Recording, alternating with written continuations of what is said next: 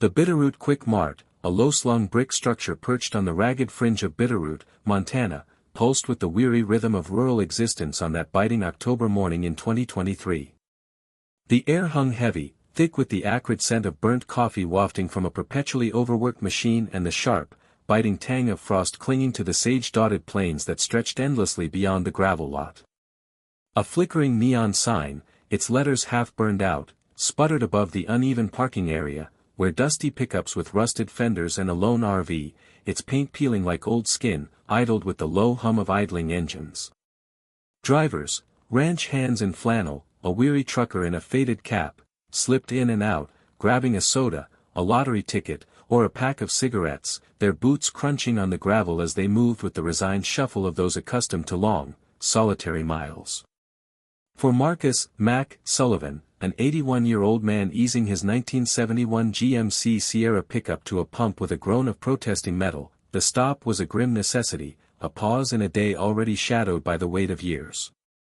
His presence went unnoticed, as unremarkable as the wind rattling the brittle sagebrush that dotted the landscape, his gnarled hands, once steady enough to suture wounds under the crack of gunfire, gripping the wheel with a tremor born of age and memory. A faded army medic cap, its green fabric threadbare and tilted over sparse gray hair, sat crookedly on his head, a silent testament to a life lived in service. The sky hung low, a blanket of gray clouds spitting a faint, icy drizzle that stung his knuckles, still scarred from injuries earned in the humid jungles of Vietnam, where he'd served as a field surgeon in 1966, his hands slick with blood as he worked by lantern light. Mac moved with a cautious deliberation, not merely from the creak of his 81 years but from a body that had knelt in mud to save lives amid the chaos of war, his right shoulder mangled by a mortar blast during a '67 raid that had left him with a permanent hitch in his step. His truck, a weathered relic of better days, sported a chipped red paint job that peeled like sunburned skin and a dented tailgate scarred from decades of hard use, its engine wheezing but loyal, much like its owner of 44 years.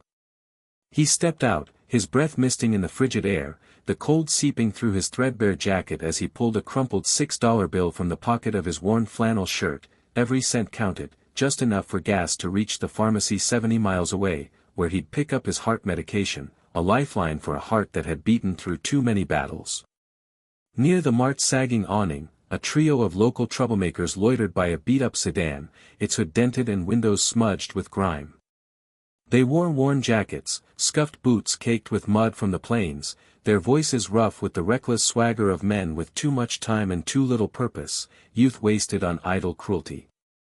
Their eyes fixed on Mac with malicious amusement, sizing him up like vultures circling a fallen steer. "Check out that clunker," one snorted, a burly guy with a buzz cut and a sneer, tossing a cigarette but into the gravel where it smoldered briefly before dying out. "Bet it's older than this geezer." His companions chuckled, a wiry guy with a neck tattoo and a lanky one with a chipped tooth joining in, their laughter echoing off the brick walls. Mac kept his focus on the pump, a surgeon's discipline etched into his bones, tune out the chaos, zero in on the task. He'd faced graver dangers, ambushes in the dense Vietnamese undergrowth, shrapnel tearing through the air, the frantic race to clamp arteries under the flicker of a dying flare, and learned that silence was a scalpel, cutting through pointless noise with precision. Inside the mart, the fluorescent lights buzzed overhead, casting a harsh glow on cracked linoleum floors as he paid for gas and a pack of saltines. The clerk, a pimply teenager engrossed in a handheld video game, barely registering the man before him, his fingers dancing over buttons with more care than he spared for customers. Mac didn't mind, invisibility was his armor, a buffer against the memories that screamed louder than the present, the faces of soldiers he'd saved, the ones he couldn't, the weight of their blood still heavy on his hands. Back at the pump, he wrestled with the nozzle, his fingers stiff from old wounds that had once stitched men back together in the dark, the cold metal slipping in his grasp. He didn't notice the burly guy approaching until a shadow fell across the pump, the man's bulk blocking the weak sunlight.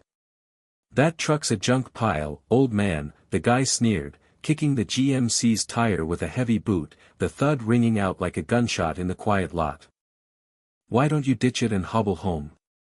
Mac met his gaze, his blue eyes steady, the same eyes that had held firm while triaging the dying under a canopy of bullets. It runs, he said, voice low and measured, turning back to the pump with a surgeon's calm. The quiet defiance sparked a flare of fury in the younger man, whose face twisted with indignation.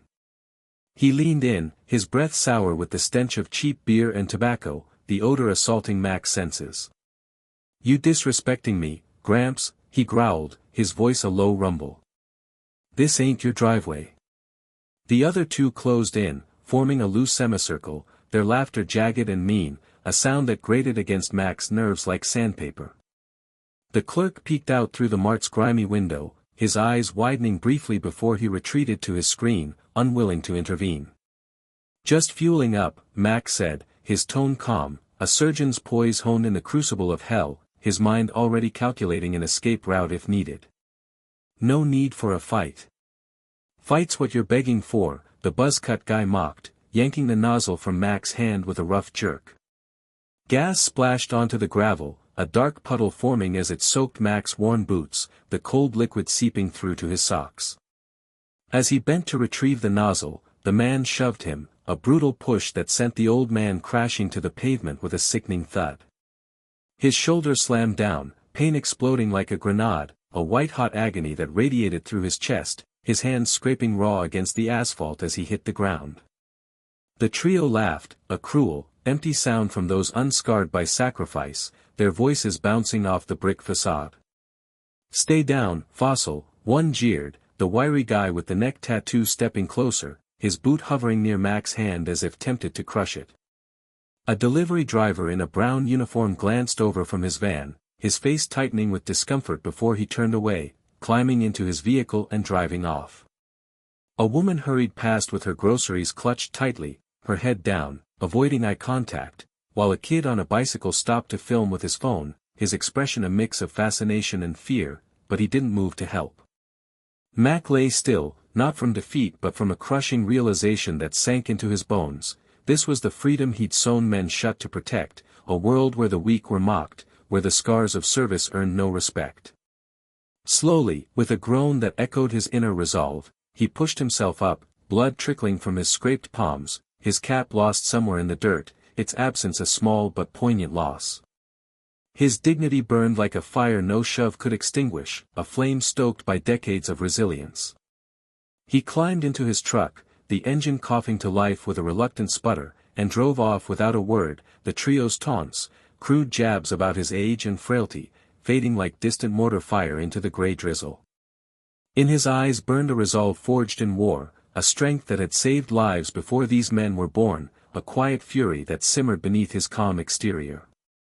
Mac wasn't one for revenge, but he knew a line had been crossed, a violation of the honor he'd carried through jungles and hospitals. He drove through Bitterroot's desolate streets, the town a patchwork of sagging barns and faded storefronts, his bleeding hand staining the steering wheel and the sleeve of his flannel shirt, the pain sharp but no stranger to a man who'd endured worse. His shoulder throbbed with every turn, a new worry for a man with no insurance and a VA clinic too far to reach without more gas, the $6 bill now a distant memory as he rationed his fuel. The drizzle turned to a steady rain, tapping against the GMC's windshield like a drummer marking time, and Mac's mind drifted to the past, Vietnam's suffocating heat, the coppery stench of blood filling his nostrils, the weight of a soldier he'd operated on under a flickering lantern, the man's pulse fading until Mac's steady hands brought him back against all odds. He'd saved 42 lives that year, each one a victory etched into his memory, but the scars, physical, mental, lingered, a silent toll that haunted his dreams with the faces of the fallen. He'd fought for a nation where he now felt like a ghost, bled for freedoms enjoyed by those who scorned him, their laughter a bitter echo of a promise unkept. At 81, alone since his wife's death to leukemia a decade ago and his son's overdose 5 years back, he whispered to the empty cab, "The worst wound ain't the body. It's being forgotten." The words hung in the air, a confession to the ghosts riding shotgun. He pulled into Cal's repair shop, a cluttered garage on the edge of town with oil-stained concrete and a flickering "open" sign, hoping for a fix on the GMC's faltering fuel pump, a problem that had plagued him for weeks. Cal's nephew, Dylan, a lanky 22-year-old with grease-streaked hands and a kind smile, wiped his palms on a rag as he eyed Mac's bloodied shirt and the slow, pained way he moved. "You hurt, Mr. Sullivan?" he asked, concern flickering in his brown eyes, his voice carrying the gentle drawl of the Montana plains. Mac waved it off, his voice steady despite the ache. "It's nothing, son. Truck stalling. Can you check it?" Dylan glanced at the GMC, its hood up from a previous attempt at self-repair, and shook his head with a reluctant sigh. "That thing's ancient. Parts are scarce, and it's not worth the labor. Might be cheaper to junk it and get something new." The words, though practical, cut deep, a mirror to the dismissal he'd felt at the mart: too old, too broken, not worth the effort. Mac nodded, his jaw tightening, and drove away, the dismissal heavy as a fresh wound, the rain now a downpour that blurred the shop's neon sign in his rearview mirror. Memories flooded in again, nights in the jungle with the hum of mosquitoes, the frantic prayers of a wounded private as Mac worked to save his leg, the pride of seeing that man walk again months later. He'd given everything, and now his truck, his companion through decades of hardship, was deemed unworthy. Parking at Bitterroot's Veterans Memorial, a chipped stone pillar listing names weathered by time, flanked by a stunted cedar twisted by wind, Mac sat on a damp bench, his hands crusted with dried blood, his shoulder a dull, persistent ache. The rain had eased to a mist, cloaking the memorial in a somber veil, the names, some familiar from his unit, staring back at him like silent comrades. From his wallet, he pulled a brittle card, its edges worn smooth by years of handling: Surgeon Corps 66, Emergency Contact, Last Resort. Inked on the back in faded blue ink, Scalpel 66 Foxtrot. Through decades of hardship, his wife's slow decline, the hollow silence after his son's overdose, the nightmares that clawed at his sleep with the sound of chopper blades, Mac had never used it. Pride, or the surgeon's oath to endure without asking for help, had kept it hidden in a drawer, a relic of a time when brotherhood meant survival. But today, something broke, not his spirit, but his trust in the world he'd served, a world that had turned its back on him. With trembling fingers, stiffened by cold and pain, he dialed the number on his old flip phone, expecting a dead line after 57 years, the digits of faint hope scratched into memory. It rang. A voice answered, firm, professional, cutting through the static. Code. Mac's breath caught, then the protocol surfaced from the depths of his mind. Scalpel 66 Foxtrot, he said, his voice steady despite the tremor in his hands. A pause, then, stand by, Sergeant Sullivan. Another voice joined, warm with age and recognition. Mac Sullivan. Hell, it's been too long, document. Too long, General, Mac replied, memories of jungle surgeries rushing back, the heat, the blood, the trust in his team. What's your situation, Doc? The voice asked, a general's authority softened by camaraderie. Mac exhaled, decades in his voice, the weight of his years spilling out. I need the unit, sir. Been knocked down, trucks failing, and I'm out of options. No hesitation came, only a promise that steadied his racing heart. We're coming, Mac. Hold tight. At the Surgeon Corps Veterans Center in Helena, 140 miles away, General Clara Vance, 77 and retired, her silver hair pulled into a tight bun, activated a protocol dormant since the 90s, her fingers trembling with emotion as she spoke into a secure channel. Scalpel Emergency Rally, she announced, her voice carrying the weight of command. Marcus Sullivan has called. Calls went out across Montana, Idaho, and North Dakota, a network of veterans stirring from quiet lives. Retired nurse Ellen Pryor, 68, in Missoula, grabbed her med kit from a dusty shelf, her hands moving with the muscle memory of triage tents. Carpenter Tom Haskins, 70, in Bismarck, left his workshop mid-project, the scent of sawdust still on his clothes. Teacher Sarah Lind, 72, in Bozeman, cancelled her history class, her students' protests fading as she dialed in. Bonds forged in blood held fast, a brotherhood that time couldn't erase. At the memorial, Mac sat on the bench, his hands crusted with blood, his shoulder a dull ache, his mind slipping into a surgeon's focus, half alert, scanning for danger, his ears attuned to the rustle of leaves or the crunch of gravel. He didn't know it, but help was already in motion. Unbeknownst to Mac, a high school history teacher, Nora Tate, 34, had witnessed the gas station incident while picking up coffee for her morning class, her thermos clutched tightly as she watched from her Subaru. Her student, 16-year-old Jamal Carter, a quiet kid with a knack for video, had filmed it, his hands shaking as the cruelty unfolded, the phone's lens capturing every shove and jeer. Nora, whose father had been a Vietnam vet, felt a pang of guilt for not intervening, her heart twisting with the memory of her dad's silent struggles after the war, nights of pacing, the clink of whiskey glasses. She tasked her class with a project on local veterans, hoping to honor her father's legacy, and Jamal's video sparked a lead, a grainy clip that haunted her thoughts. Digging through the school's dusty archive room, surrounded by the musty scent of old paper, they found a 1966 article about Mac, a surgeon who saved 42 lives in Vietnam's hellish chaos, earning a Bronze Star lost to time. The faded photo showed a younger Mac, his face unlined but his eyes already carrying the weight of war. Nora, moved by his story, contacted the local Bitterroot Beacon, sharing the video and article, her voice trembling as she explained. Jamal posted the clip on X, captioned, "This hero deserved better. Bitterroot, let's fix this." The post exploded, shared by veterans groups, local ranchers, and even a national military forum, amassing thousands of views and sparking a wave of outrage. Meanwhile, the troublemakers, oblivious to the growing storm, rolled into the memorial lot on dirt bikes, their engines revving with a roar that scattered gravel near the chipped pillar, the sound a jarring intrusion on the quiet reverence of the site. They didn't see Mac, slumped in the cedar's shadow, his cap still lost, his figure a silhouette against the mist. He waited, his patience a blade honed in war, his mind replaying the gas station, the shove, the laughter, each memory a stitch in the fabric of his resolve. As Jamal's post spread like wildfire, locals converged on the memorial, drawn by anger and a deep, communal shame that gnawed at their conscience. Nora arrived with her students, a dozen teens bundled in jackets, their breath visible in the cold, spotting Mac and approaching with hesitant steps, her voice soft but firm. "Mr. Sullivan, I'm Nora Tate. We found your story in our archives." Mac's eyes flickered, wary, his hand brushing the blood on his palm.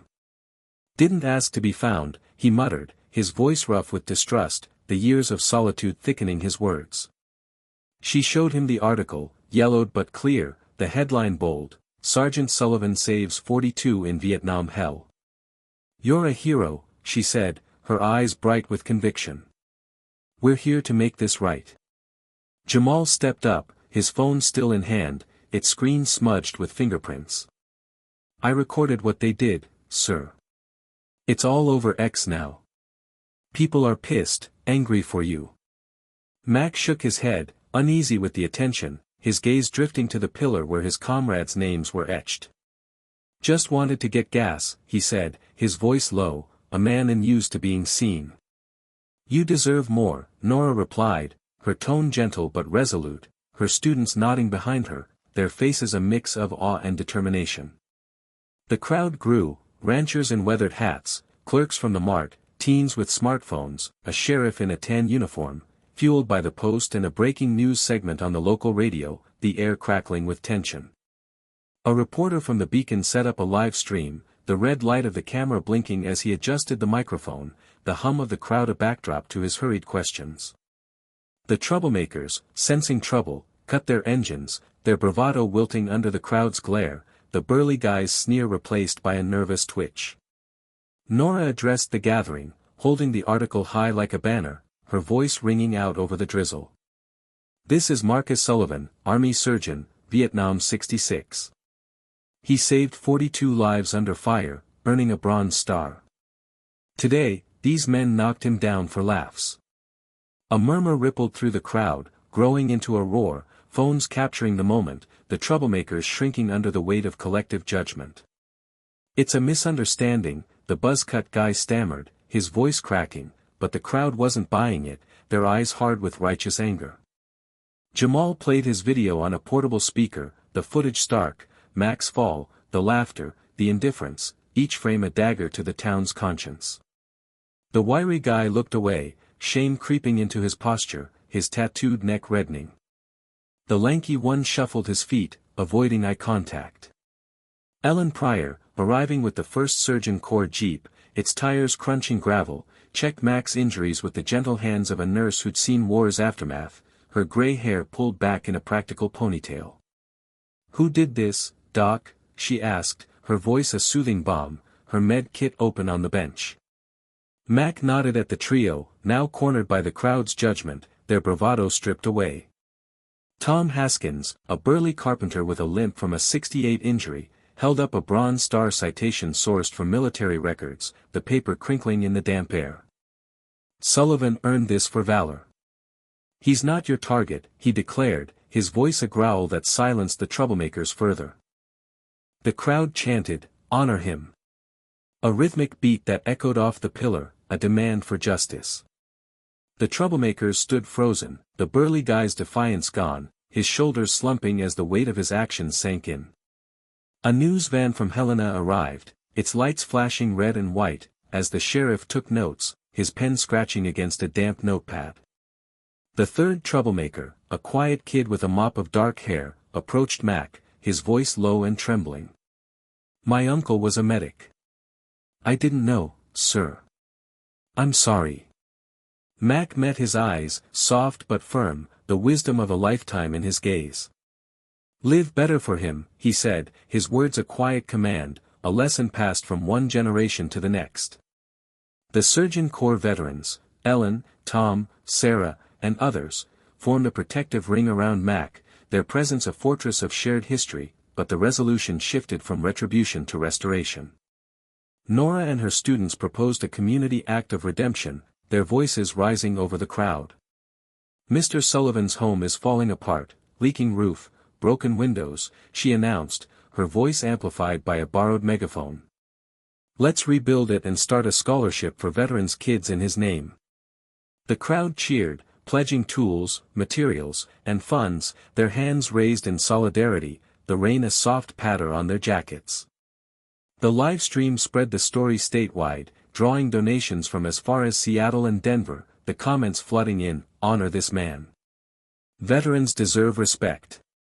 General Vance, her uniform pressed despite her retirement, presented Mac with a restored Bronze Star, the original lost in a '80s flood that had swept through his trailer.